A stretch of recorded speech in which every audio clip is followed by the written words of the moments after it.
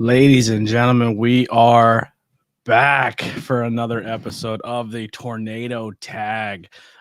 We are myself and BP Burke in attendance.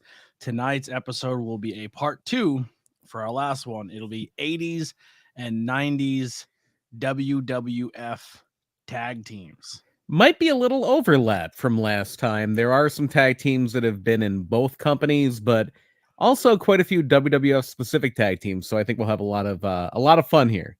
Yeah. I actually might be able to. I will be able to participate in this one because I will know the tag teams. Yeah.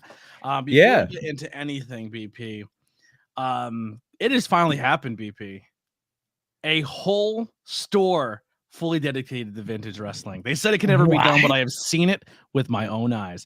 Suplex Vintage Wrestling is a store curated by wrestling fans for wrestling fans, located on 5th Street in Philadelphia. Whoa. Oh, I was going to say, what town could possibly accommodate a wrestling store? But you said it. Okay.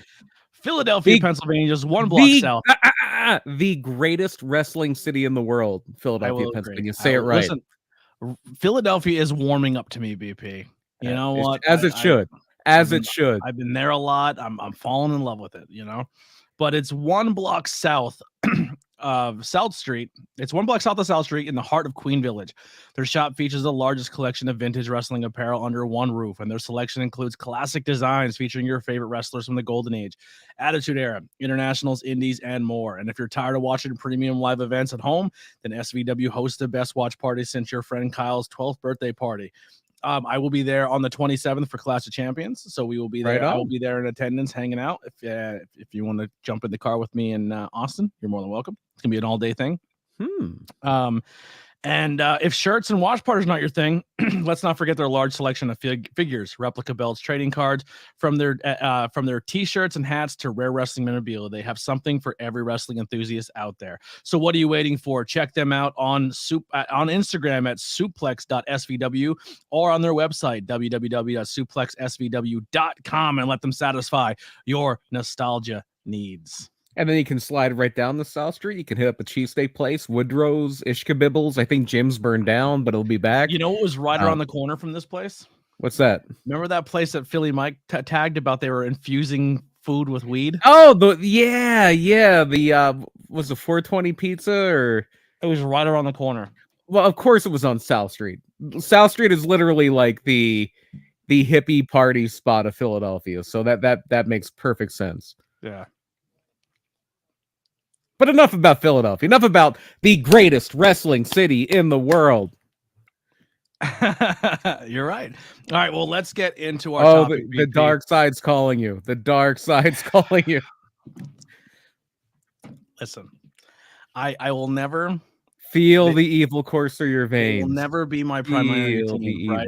But I will say this. I don't mind their sports teams as much as I used to. Well, you shouldn't, because the owner of the Sixers now owns the Commanders. Yes. So, it's a little bit more Philly. A little synergy. Flowing into me. I think the ECW being in 2300 Arena. Yeah. I've eaten a lot of cheesesteaks, high tension. I've been in Philly a lot lately. Yeah. Fun place to be. But anyway. Yeah. Let's, before we get into anything, why don't you put your plug out there real quick instead of doing it now until the end? Murder My Dude is my podcast, a true crime podcast with a comedic tilt. We just released an episode last Friday, Nurses My Dude, because it came out literally on it would have been, I'm trying to get the year right because I got it wrong on the show too. I think it would have been the 203rd birthday of Florence Nightingale. So of course we talked about a nurse that killed people. It's maybe the most famous nursing figure of all time's birthday, so we're going to talk about an evil nurse. Yeah, I have not listened to the new one yet. I have been slacking. Fun my episode. My life has been a fucking mess. For people who are maybe don't listen to the podcast, but they listen to Tornado Tag or something like that. I have some life changes going on. I will get into more when the time is right. But as of right now, I'll just tell you guys this. I'm in the hunt for a job. My car is broke down. I'm essentially I'm a scrub, as they say in TLC. You're a living country music song. I am. I really am. I'm going to be relocating soon. So what you're seeing now in the background will not be the thing very shortly. Probably end of next month. If there's any way you want to support any of us, the links are below. Murder My Dude has merchandise. They have all that stuff that you can support them, as well as myself. I got some merchandise, some Patreons. It helps keep the lights on, you know. So any At support this helps. point, throw a bone his way. I'm good. Yeah, but you can go subscribe and follow on listen, Apple tell a or friend. Spotify. Yeah, help build the audience. Yeah, but help him out. it's a journey, you know. Yeah. BP has known the effort and work I put into this content and wrestling and everything, and yeah, it was a lot.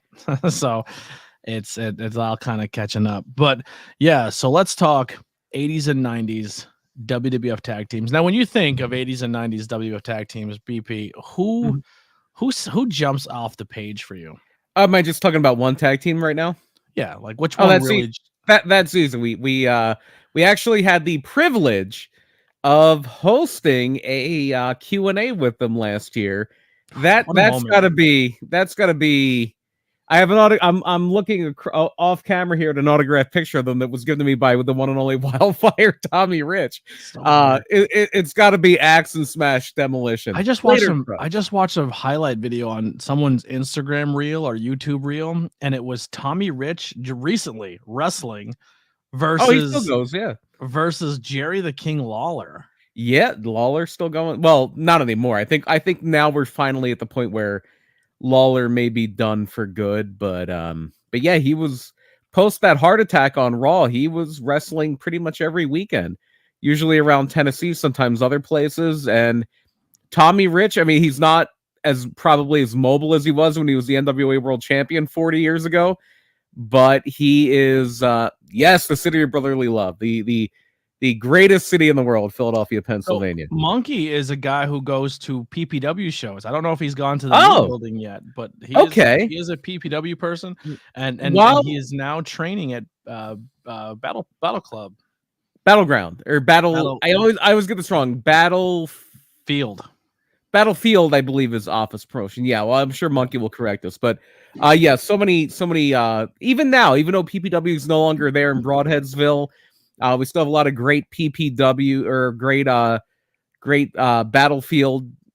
Yeah, Battlefield. Monkey did correct it. Yep, Battlefield. Just wanted to make sure we had that right.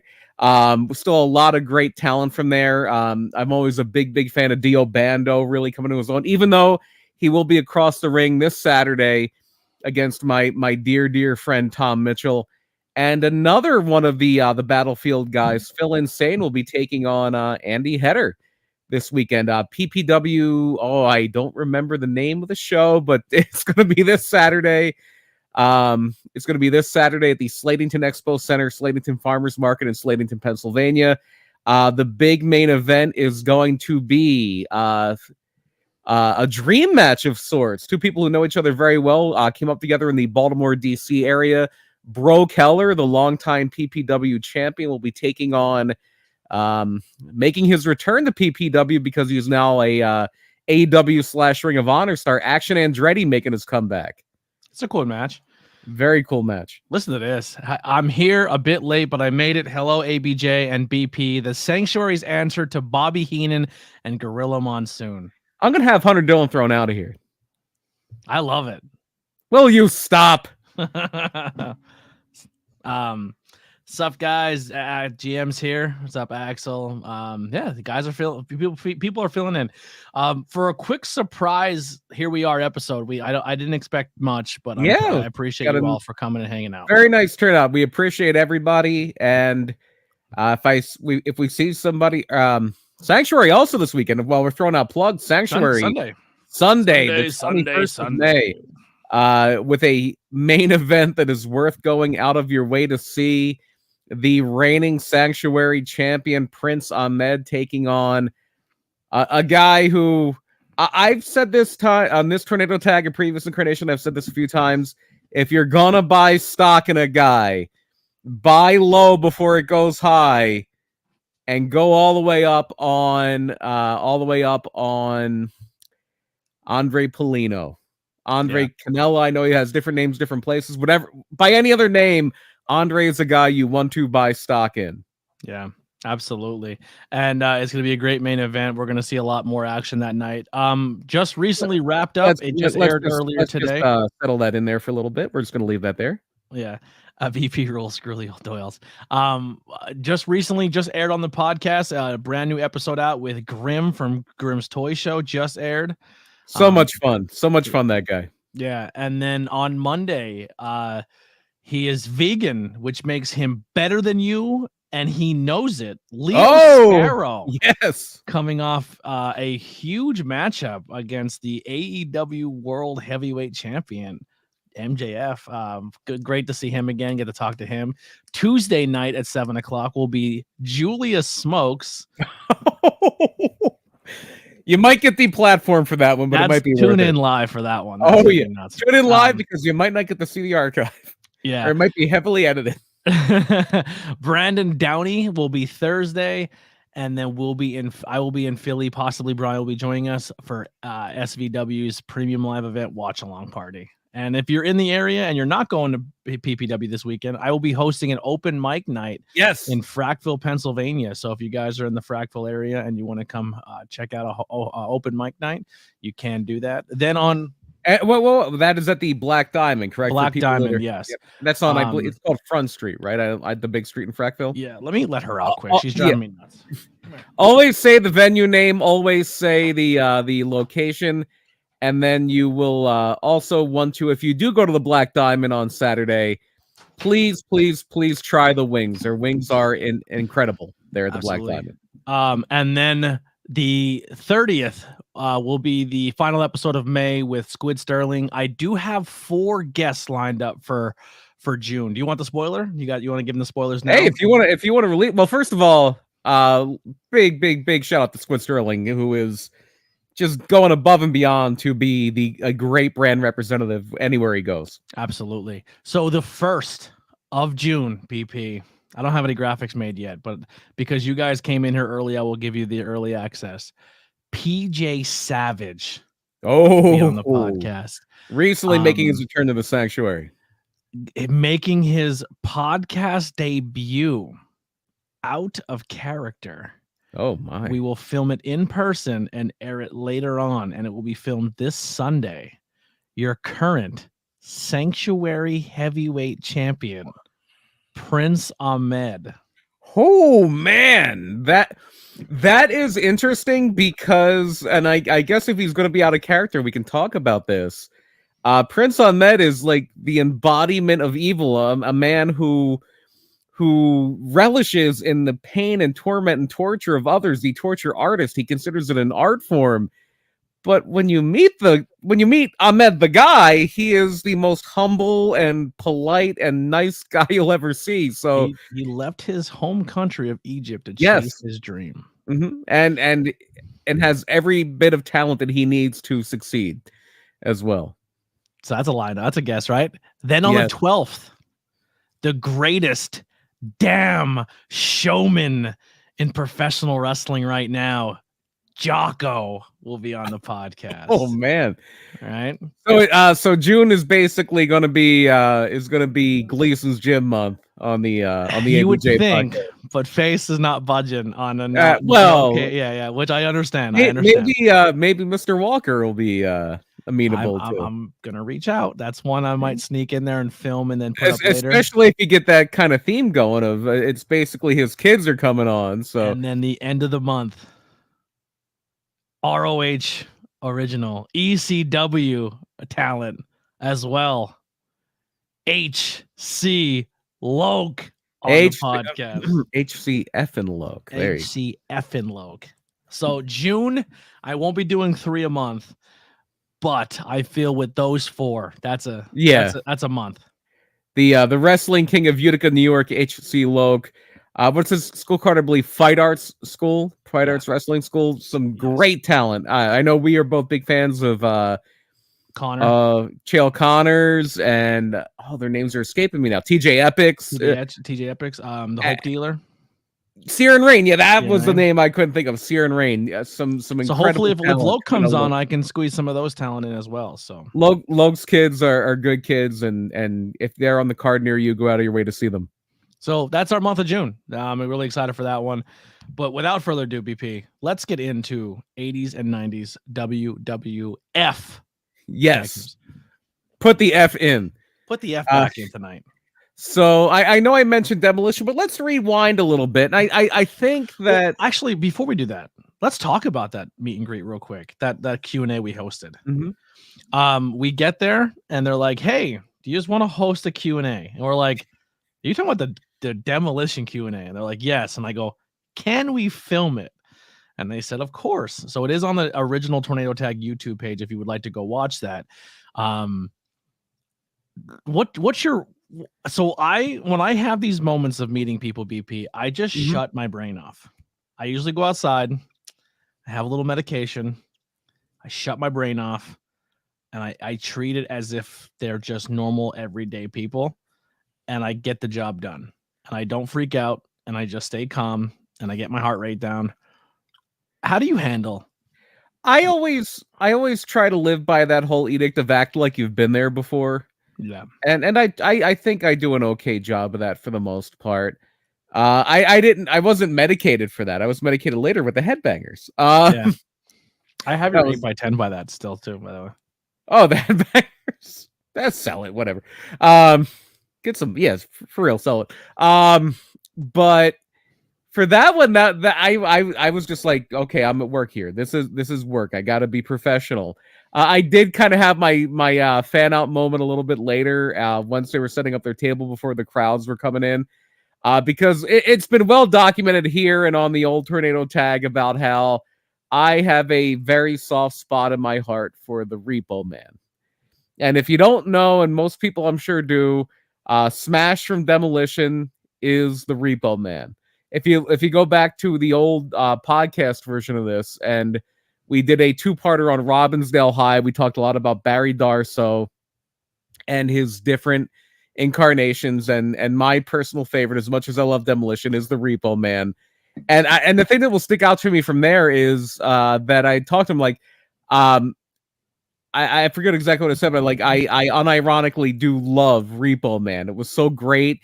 You did such a great job being over the top. It reminds me so much of Frank Gorshin, if you remember the old 1960s Batman with Adam West and Burt Ward. Frank Gorshin played the Riddler, and I'm like, Repo Man reminded me so much of that. And he's like, yeah, that was the idea. And I'm like, oh, okay. So it was literally who he drew inspiration from, and just kind of connecting that dot was so cool. Yeah. What out of those questions and them talking and putting things out, what was your big takeaway? Like, what did you was there something that was like, oh wow, I didn't know that, or it was cool to hear it come from them? Just the overall message of that. Obviously, it's a business. Obviously, this was their job. Obviously, we're in it to make money, but just that the real destination is the journey, and that really hammered it home. Just seeing Mario Mancini and Dangerous Danny Davis, who came in with them and just came up to them a lot. And like it is the friends you meet along the way. It is just the experiences you have. It is cool at those cons, especially Legends of Hamburg, which is coming up very soon. Yeah. To see everyone just kind of like who hasn't seen each other in a long time have that moment before the crowd gets there. It wasn't even a con. It was an Outbreak show. The one that really sticks out to me is when Earl Hebner saw Dr. Frank, and it seemed like it was the first time in a little bit. Yeah. And two people who are like just so cool to be around, even if you're just schmucks like us. Dr. Frank has always been super cool to us. That night, Earl Hebner, and when we met him at PPW too, Earl Hebner super cool to us as well. And just to see those two like kind of get together like old friends, even like Earl's making jokes and Dr. Frank's making jokes about it. It's just like, these are just people, and it really hammers it home. These are people just like you, just like me, and it is really even when you're a big TV star like Demolition, were maybe the biggest tag team of their time, because you can say, okay, the thing with Demolition is like they're Legion of Doom ripoffs, but they were huge. Demolition was a huge deal from like 1988 to 1991. It's crazy how he told the story how the original guy, the team was Randy Cully, one of the Moondog. spot, yeah. And people kept chanting Moondog at him, so he essentially was like, "I need a different partner." Yeah, luckily it was Axe Bill Eadie, who was always Axe. He had the luxury of wearing a mask beforehand. He was the masked superstar. But yeah, Randy Cully was just the same guy with face. Like, imagine if you put face paint on Dolph Ziggler and people would chant Ziggler at him. Yeah, it was the same. Well, not that the Moondogs were that much of a fixture as Ziggler's been, but you could put face paint on the guy that's been around for a few years and they would chant that guy's name. Yeah. And that's what was happening to Randy Cully. And so, yeah, they got rid of him. Barry Darsow was finishing up as Crusher Khrushchev and Jim Crockett Promotions. And they bring him over. They slot him right in. He's still growing his hair out. If you look at early Smash, his hair is super short. And as the Demolition team rolls along, Smash's hair gets longer and longer and longer because he's not shaving his head anymore. Yeah. It was a cool moment. But yeah, definitely when you think 80s and 90s tag team, Demolition is very, very high on that list. And they also bridged that gap because they were late 80s. They were, I think we can talk about a few teams from before the Hulkamania, WrestleMania era. Obviously, the Wild Samoans, Alpha Senior. We talked about Alpha Junior earlier, but Alpha Senior and Sika, Roman Reigns' father, they were a huge tag team, a fixture. Captain Lou Albano was the guiding light. I think he had managed 14 different tag teams to 16 different tag team title reigns throughout his career. Go check out the Tornado Tag podcast, we did a whole episode on Captain Lou Albano. Yeah. Managed the Moondogs, managed the Samoans. Just a few tag teams earlier on around that time. You had the Soul Patrol, which was Tony Atlas and Rocky Johnson, The Rock's father. And and I think I may have mentioned this on a recent stream we did here. So much of your it was actually the last show we did with Palmer, with Gavin's dad. And I was talking about how so much of my, like, how if I was the same kid I was when I was growing up in the 80s and 90s, now with Peacock and this access to all this old wrestling, it's all I would do, even more than I did then. And I did it a lot then. I might not have gotten into video games because it would just be wrestling all the time. Because for me, it was like going to the video store and finding that tape, or just finding that tape in the checkout counter at the grocery store or something. And one of the tapes I had was this tape called History of the WWF Volume 2. I don't know if it's on Peacock or not, but it was a Coliseum video compilation. And the first match, and I can remember almost everything on this tape. The first match was Atlas and Rocky Johnson actually losing the tag team titles to the North-South connection of Adrian Adonis, who was representing the North. This was before he was doing the adorable gimmick where he'd wear the dresses and the makeup and everything. He had the bleached blonde hair. This is all before this. He was the North. He was like a biker from New York City.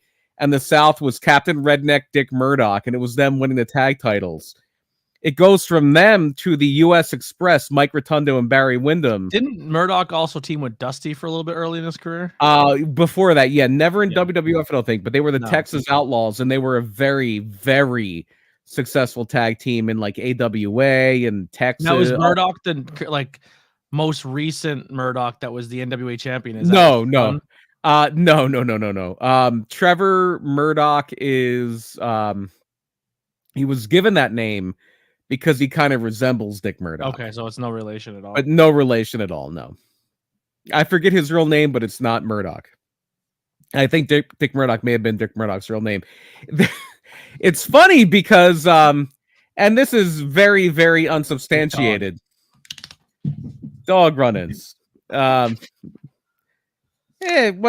a wrestling show without a run-in, right? Jesus.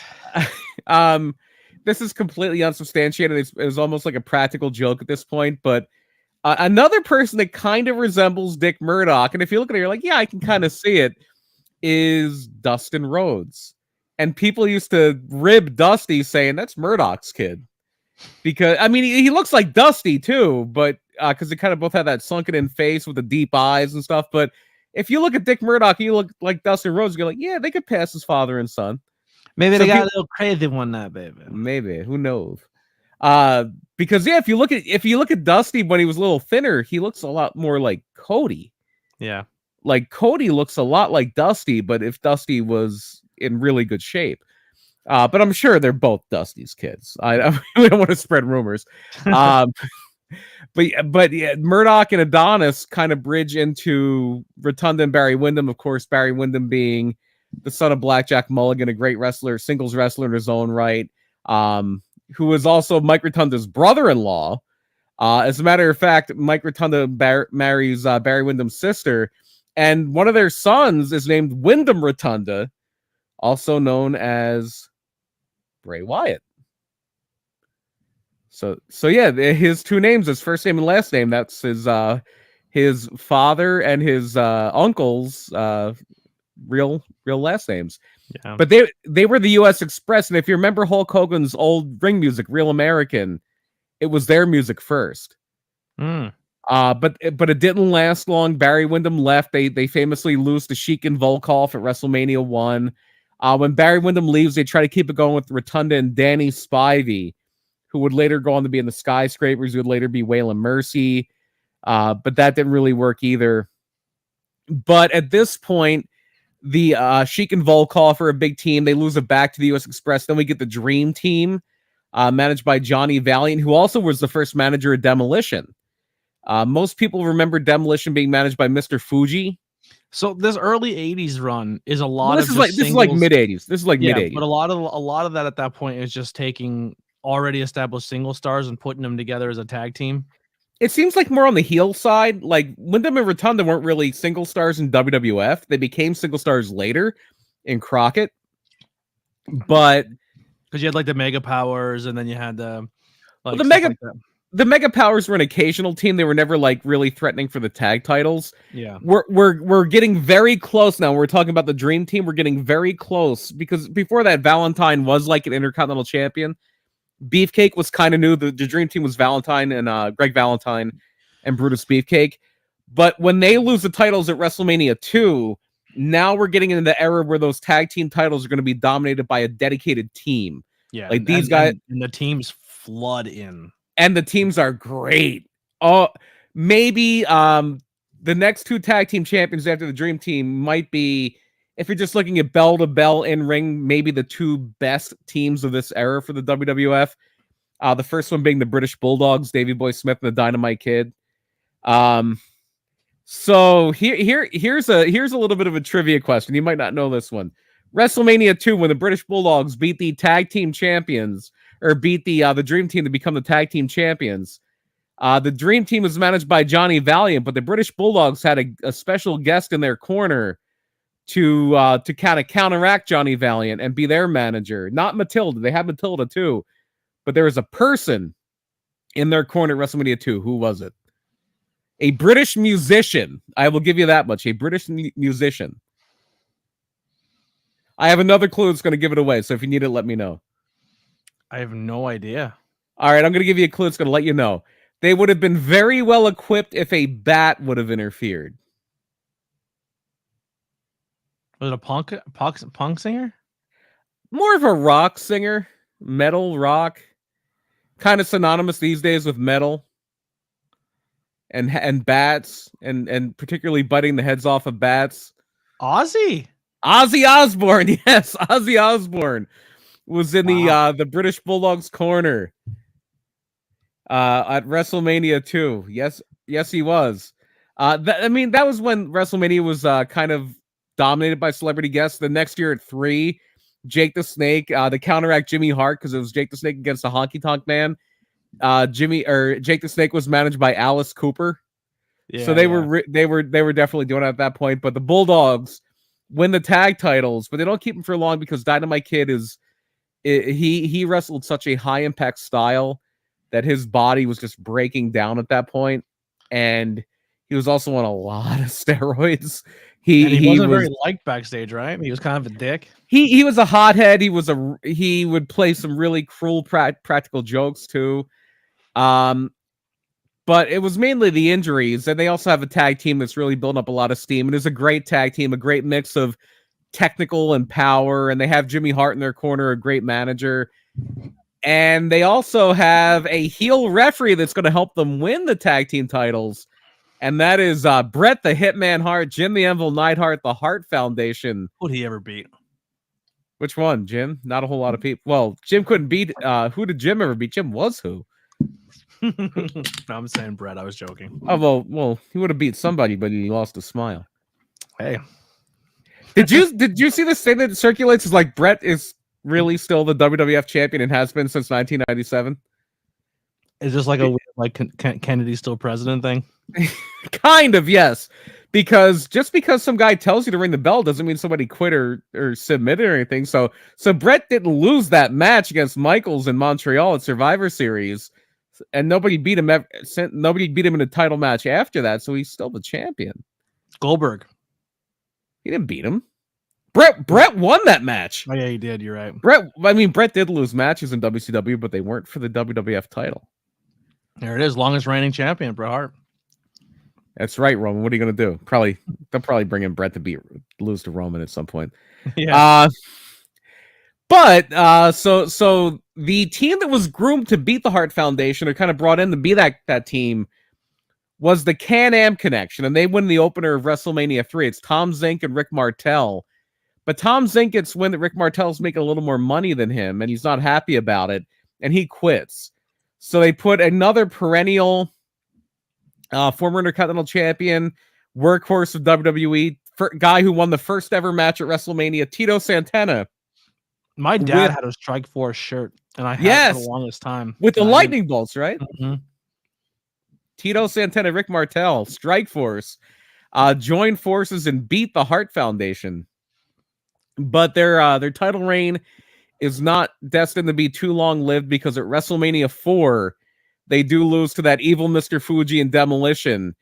And this embarks on what was for about 25 years or so, 25 years, the longest tag team title reign in WWE history, where Demolition has the titles for well over a year and change. I'm looking at it here. The British Bulldogs had it for... They had it for a bit, yeah. The Dream Team had 226 days. The British Bulldogs had it for 294 days. Hart Foundation had it for 274. Yeah, they didn't flip this pedal a lot.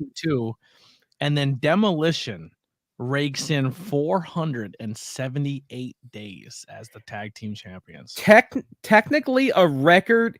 They say the New Day broke the record, but if you count from when Demolition lost the title at a taping. If you count from when it actually aired on TV, Demolition had the record until I think the Usos broke it with that reign that just ended at WrestleMania. Yeah.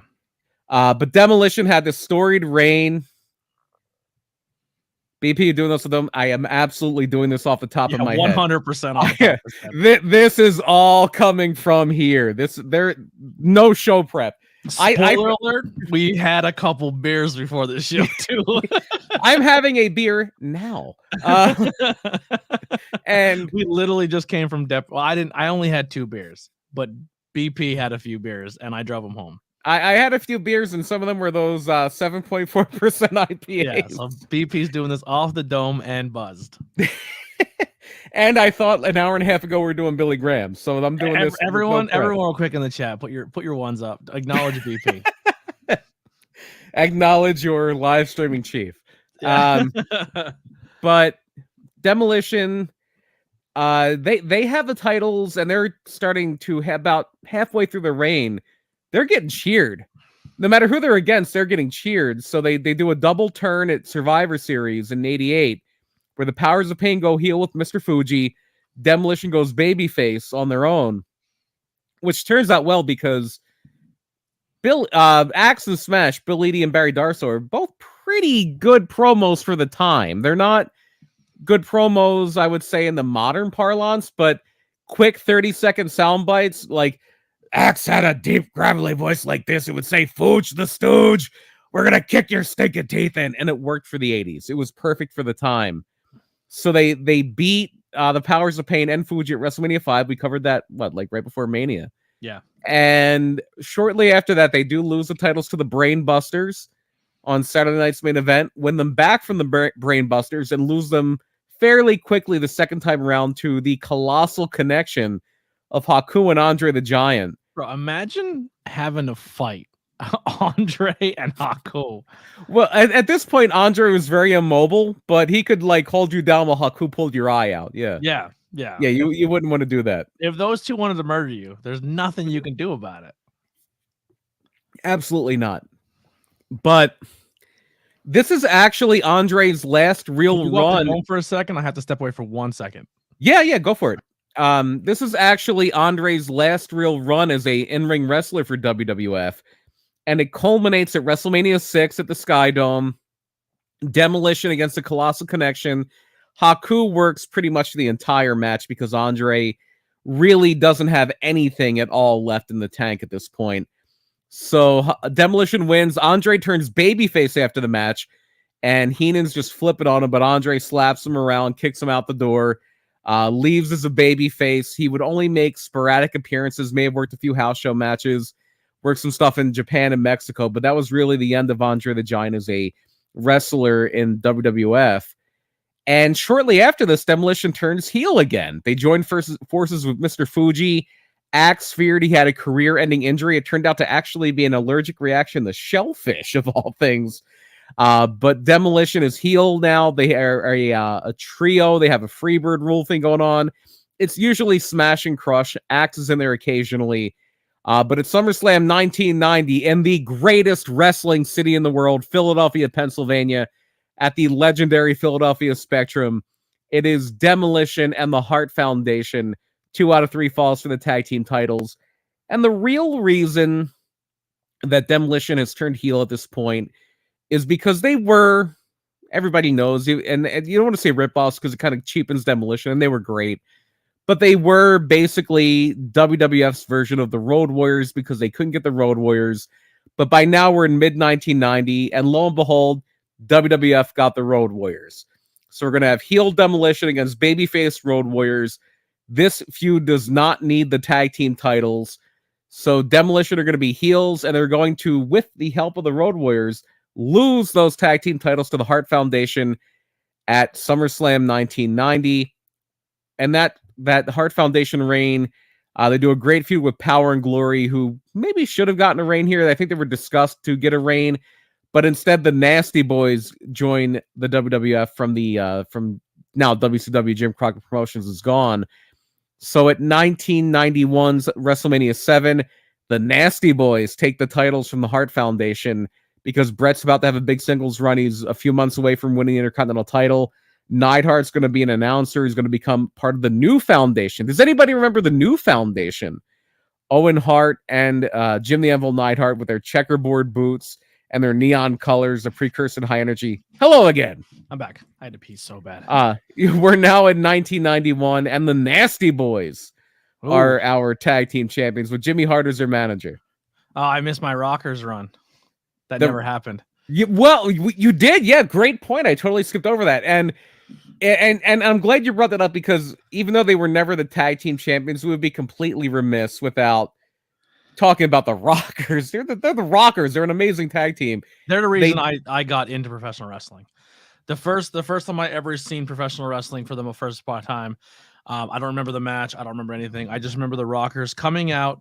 It was like a Saturday main event or whatever. I'm gonna guess Rockers Brainbusters because they had some great stuff on Saturday night's main event. But I just remember the crowd was so tight to the ramp, and it looked like they were running through the crowd, and just them running in, and just like, I don't know, my whole household was a very music household and rock and roll, and I was like, these guys look cool, man. Yeah, shout out to some of the tag teams of this era. Thank you. This is a great thing you brought up.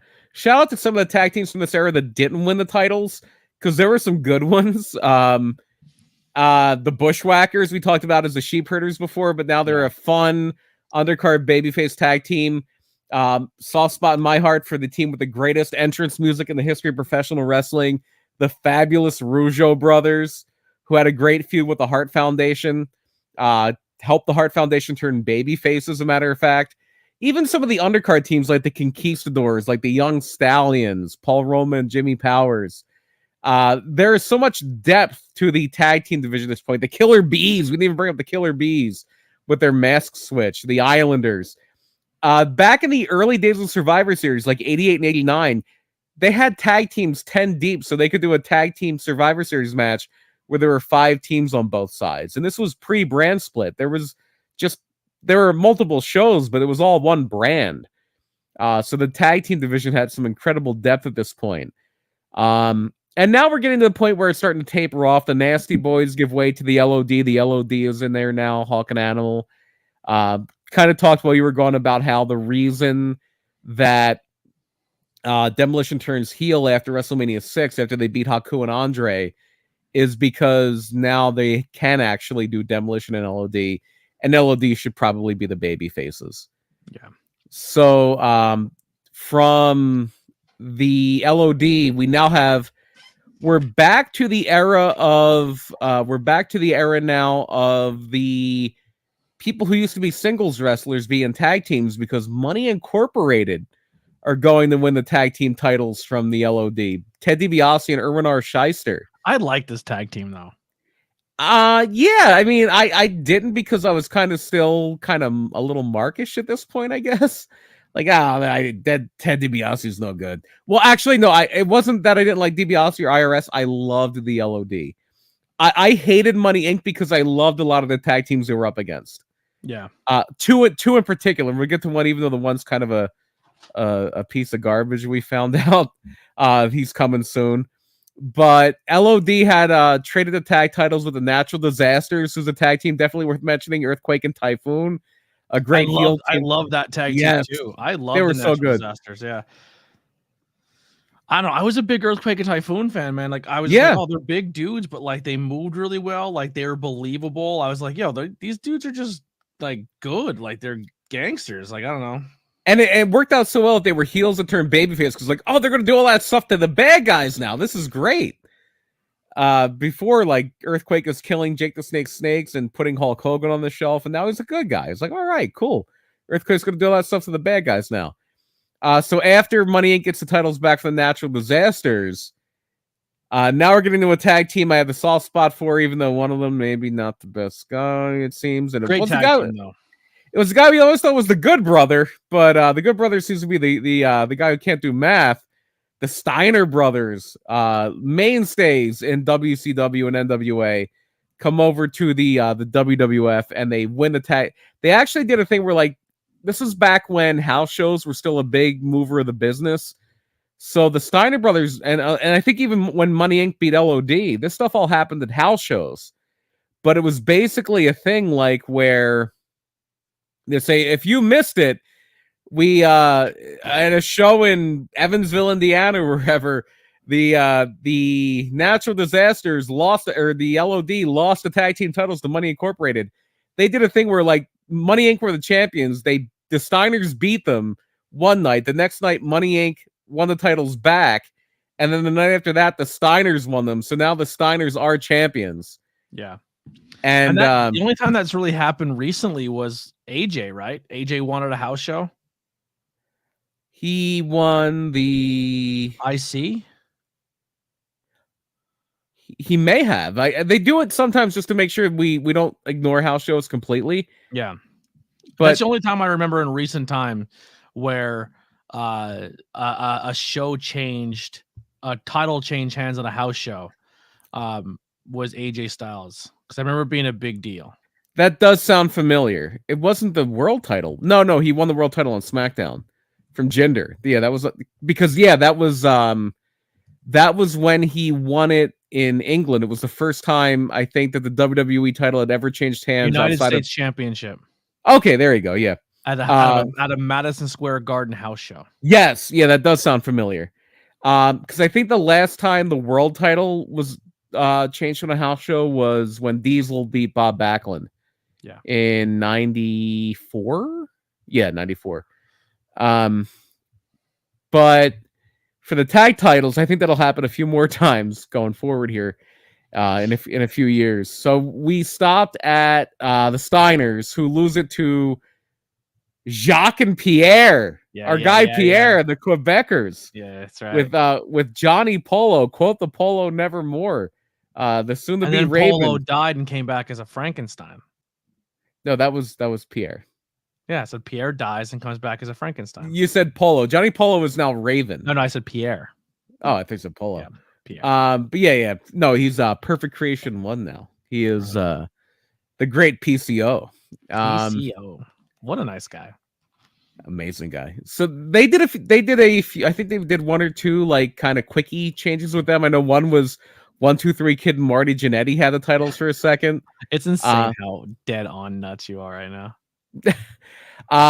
This is my wheelhouse. Like from like 1988 to 1990, probably 6, 7. I know pretty much everything. That was my formative years. And 1-2-3 lose it to right back to the Quebecers. Where? Yeah. I believe it was on Raw, but I don't know where. It was a house show. Oh, was it? Okay. Yep. And then another house. The next 3 title changes are all house show. Changes. Some of these are accidental. The Men on the Mission ones are accidents. Like literally, it was when Mabel fell on a guy and couldn't get up. He fell on one of the Quebecers and couldn't get up for the 3 count. So that's why Men on the Mission won the tag titles. They held it for 2 days and then dropped it back 2 days later in England again, back to the Quebecers. Yeah. It wasn't supposed to happen. I did not know that. Mabel landed on a guy and couldn't get up, and they counted 3. Is that on tape? Probably not. Was there another one after that? Because from just going from memory, I thought they went right to the Head Shrinkers, and that was on Raw. They did. They went to Head Shrinkers on Raw. And Babyface Head Shrinkers. And they held it for 124 days, and then lost it to Diesel and Shawn Michaels. Shawn finally gets his tag team titles here. Yes, he does. And he, like in typical Shawn fashion, he does not lose the titles in the ring. Yeah. Basically what happens is that Survivor Series 94, Shawn and Diesel have a fight in a Survivor Series style elimination match and break up. So now the titles are held up and they have a tournament. And this is the first time it's held by vacated. Vacant, yes. The current WWE women's tag team. The current NXT women's champion vacant. Yeah. Raquel Rodriguez and who's her partner? Liv Morgan. Yes, the injured Liv Morgan. So maybe it will be vacant, but no. I meant to say the current NXT women's champion. One of my favorite blunders, my top favorite, is Andre and Bad News Brown. So yeah, I think this is going back to the Rockers, where they literally won the tag titles against the Hart Foundation, and the I believe bottom rope or top rope was, I forget which rope. Top rope broke, and Vince just decided, I don't want the Rockers to be the champions. And Brett put a hold in. He's like, just fix it. We'll hold it here for a second. Just fix it. Yeah. And they didn't. Yeah, they just kind of, even though they finished the match and the Rockers won, you can see the match now. They scrapped the match. Yeah. And I guess the Rockers were going to eventually lose to the Nasty Boys, but they just had the Hearts lose them to the Nasty Boys. And then the Bad News thing is infamously when Andre did the butt splash on Bad News in the corner. He used to like to fart on people in the corner as a rib, but he lost control of his bowels and just vacated all over Bad News Brown, who ran in disgust. But anyway, back to where were we? We're at Shawn Michaels and Diesel. And the winner of the tournament. Oh, yeah. So the tournament happens. The Head Shrinkers are in this tournament, but at this point, Samu was gone. So it was Fatu. That's right. And it was Fatu and Sione, the Barbarian, in the match. And the tournament is one race car drivers. Yeah, well, one of them is. The 1-2-3 Kid is not a race car driver. They win the tournament because the finals is them against Tatanka and Bam Bam Bigelow. And Bam Bam losing has a certain ex-NFL player making fun of Bam Bam in the crowd, and then Bam Bam shoving said NFL player, leading to the main event of WrestleMania 11, Bam Bam and Lawrence Taylor. Yeah. But don't get too happy with that title, because one night. And the Smoking Guns win it the next night. Keep it till WrestleMania, losing it to Owen Hart and returning Yokozuna. And I am going to have to excuse myself now because I really have to pee. So if you have to plug anything, now is the time. No, go ahead. Well, then after this Yokozuna and Owen Hart will then carry it for 175 days, which then will go into an in your house triple header. And the two dudes with attitudes, with Diesel and Shawn Michaels, will then win the titles again. They will hold the titles down. But until BP comes back, Let's do a little ad read. How about we do that real quick? Anthony Graves in the chat. What's going on, Graves? How you doing, brother? Guys, elevate your style with Fragfill's brand Elevation 1470. Elevation 1470 is reinventing the style by bringing traditional and nostalgic apparel to Fragfill and the surrounding areas of Schuylkill County, Pennsylvania. They pride themselves on hometown heritage and community. Elevation 1470 is where the trail begins, and you can find them at www.elevation1470.com for the latest in traditional nostalgic styles in Schuylkill County, Pennsylvania. Also, our sponsor you can check out is High Tension Wrestling. They have a prom coming up, and also their most recent show is now on their YouTube channel. You can see me and BP on camera. BP is the backstage correspondent, dude. He did a great job. And I am the ring announcer. I'm making my my ring announcing debut. So if you want to head over to the High Tension YouTube channel to check out that show, it is the 93 Spring Break. You can go check that out on High Tension Wrestling's YouTube channel. It's a great show. Prom is coming up very soon. And yeah. Gonna be a lot of fun, so make sure you head over and support that channel, as well as the rest of our friends and our sponsors with Elevation 1470 and also our SVW. And BP is back, and I just said that the two dudes with attitudes are gonna win the titles here. Well, I heard everything. They actually used my stuff for that High Tension show. Yeah. Wow. Okay. Jeez. Yeah, dude. Yeah. Yeah, I was like, I'll just be a burnout. Oh, that was awesome. I will say this: people were very happy with your backstage. And I think it's gonna happen more. Yeah, that's good. But listen, the two dudes with attitudes are not going to keep the titles long. No, it was kind of a dusty finish. Where it was a match. It was a winner take all match where at this point Diesel is the WWF champion. Shawn Michaels is the Intercontinental Champion, and Owen and Yoko are the Tag Team Champions.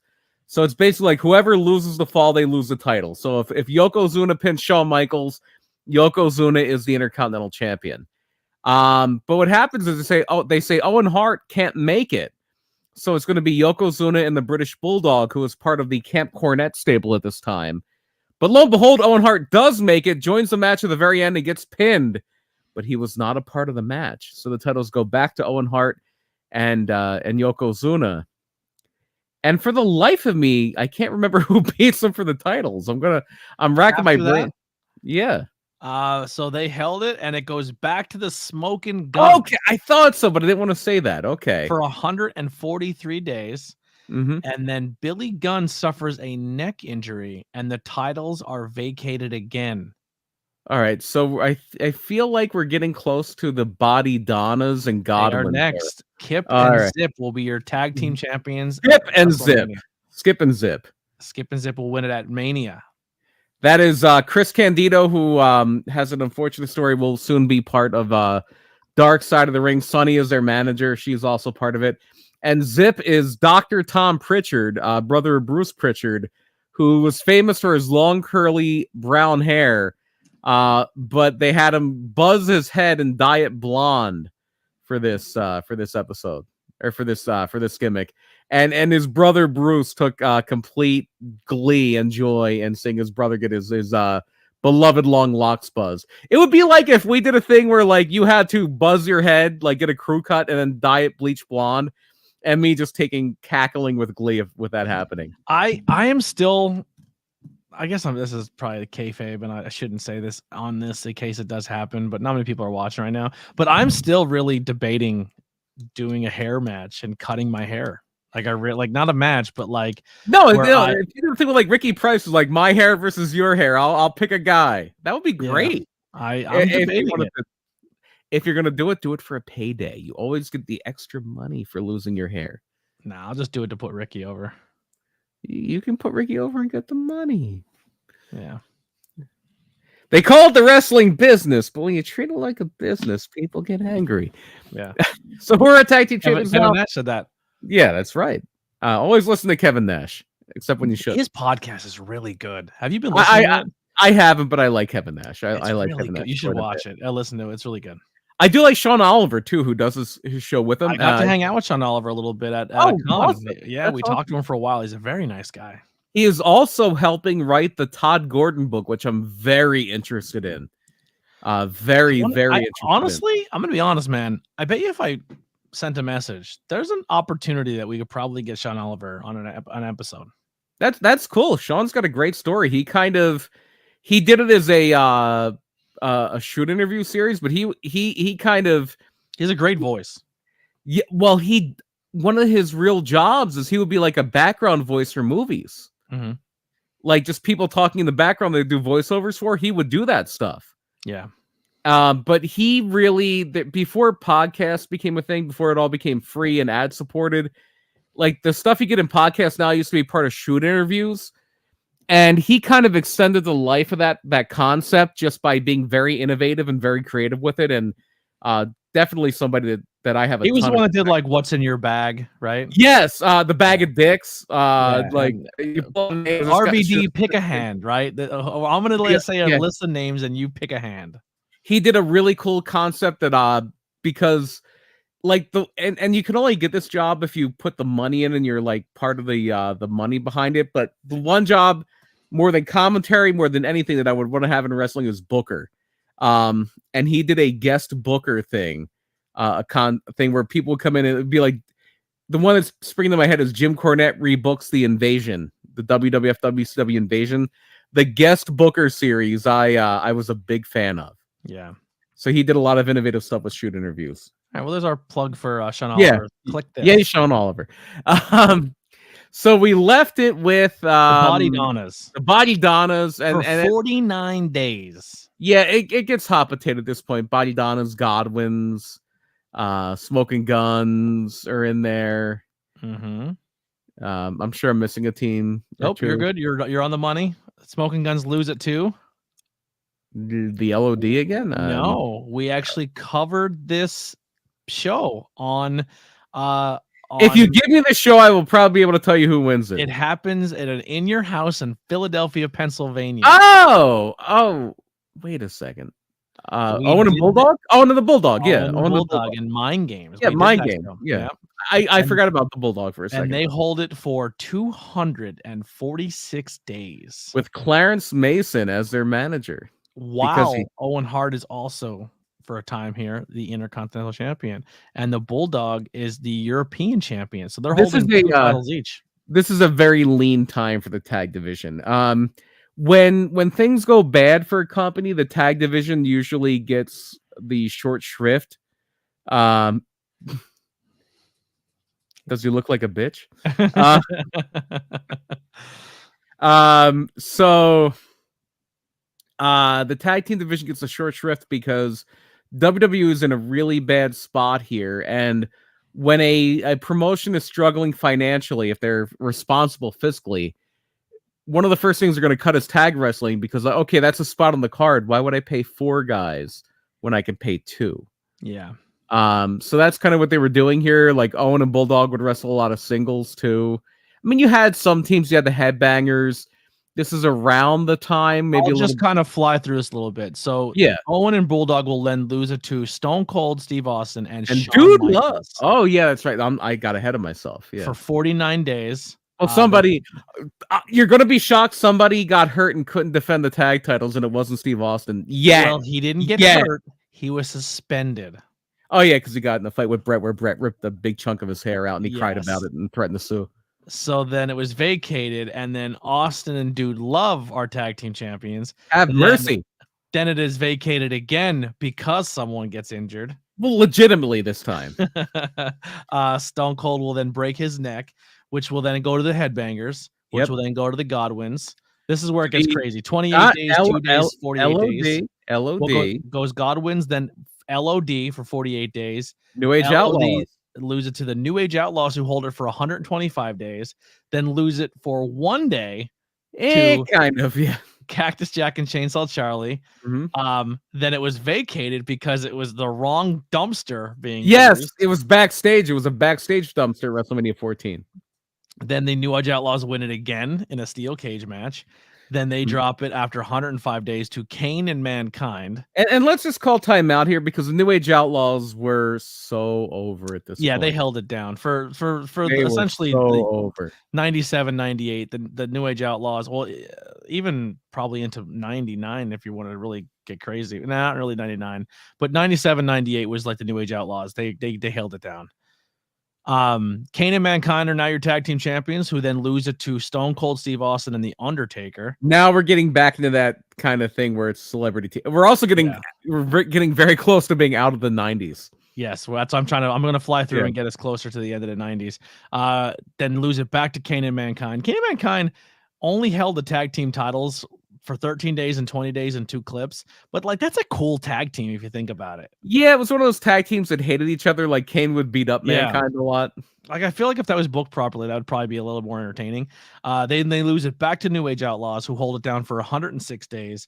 Takes us to a Raw's War where the Corporation, Big Bossman and Ken Shamrock will be your tag team champions.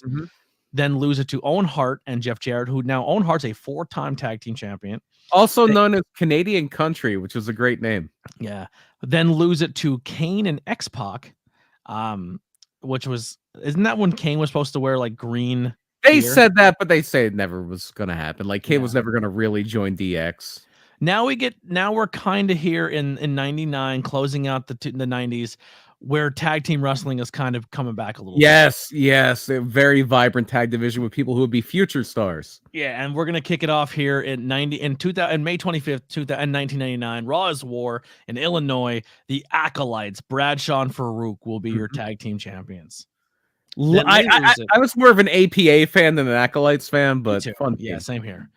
They lose it after 35 days to the Hardy Boys, who then drop it back to the Acolytes, who then drop it back to Kane and X-Pac, and then the Unholy Alliance, Big Show and Undertaker hold it for 8 days. Yeah. Lose it to, and when you think to yourself, Big Show and Undertaker. Yeah, 8 days, yeah. Who's beating that team? Well, it's going to be the Rock and Sock Connection. Yes.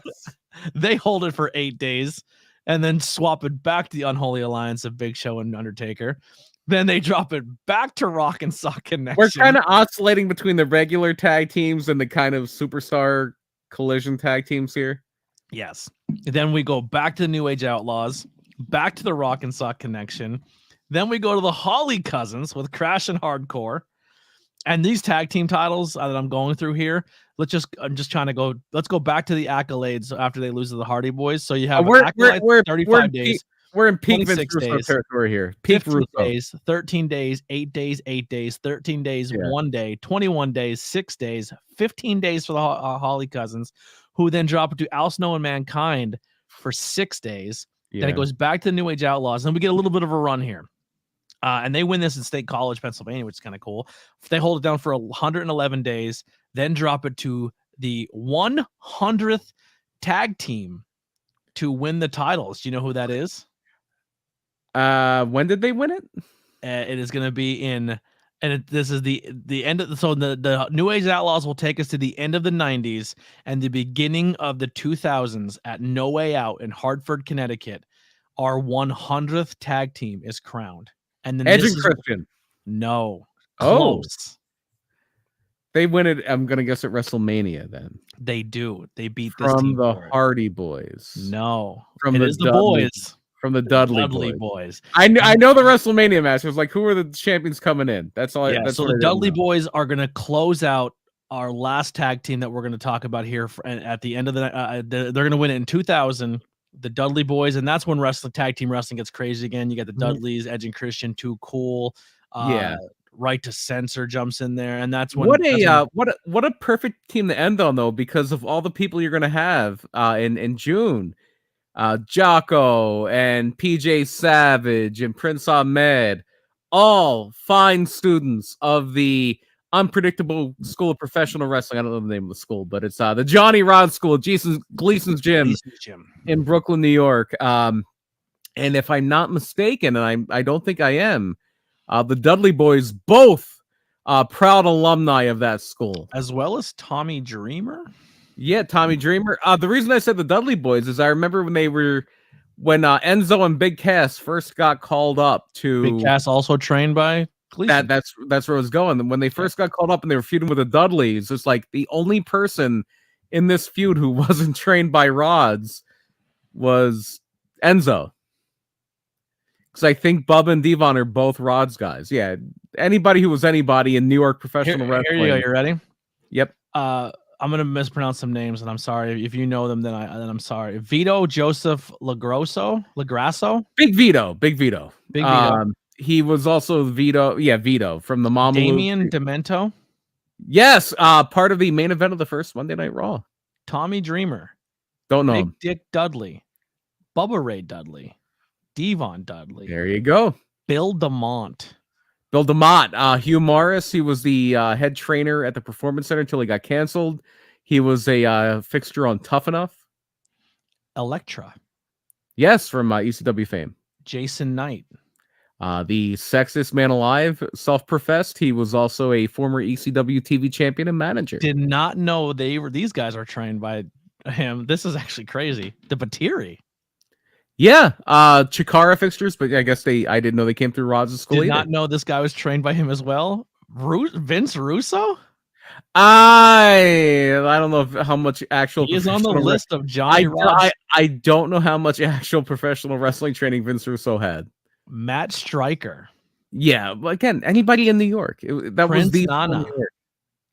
William Morrison. Prince. That's Big Hess. Yeah. Angel Medina. Yep. Taz. Ricky Vega. SD Jones. Well, it's funny because he was later billed as Philadelphia's favorite son, and also billed as being from Antigua in the West Indies. We SD Jones as an icon. Shit, did not know she was trained at Gleason's. Marty Bell, yeah, another New York person. Kevin Matthews, and then the last name on the list, Masha Slash. Yes, the reigning, defending, saw her successfully defend that GCW World Championship a week ago against Alec Price in a great match. I was very impressed by Alec Price.